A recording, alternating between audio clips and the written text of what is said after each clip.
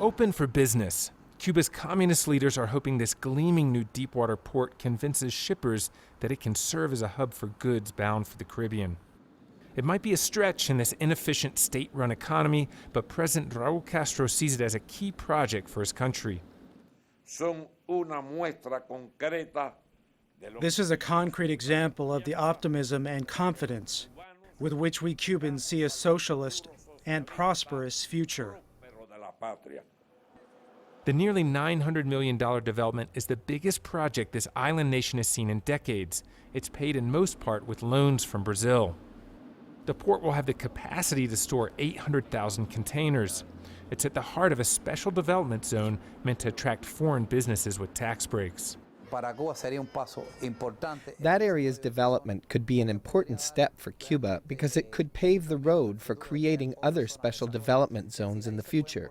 New ideas tried out here can later be applied elsewhere in the country. Workers on the project will be paid much higher wages than other government employees.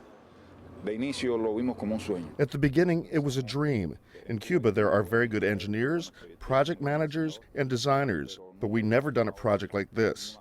Sometimes for lack of know-how, other times because of the lack of resources. When I started on this, I realized, though, that we could do it.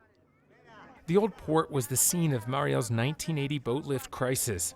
That's when 125,000 people fled Cuba for the United States.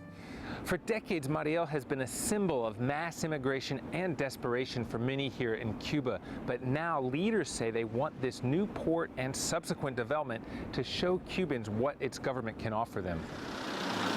Despite the new port, Mariel remains a sleepy town. Still, the catchword in Cuba these days is reform, and people everywhere seem to be working to build a more prosperous country. While Cuba remains rooted in the past, they hope this new project will attract much-needed money to these shores. Raney, Al Jazeera, Mariel, Cuba.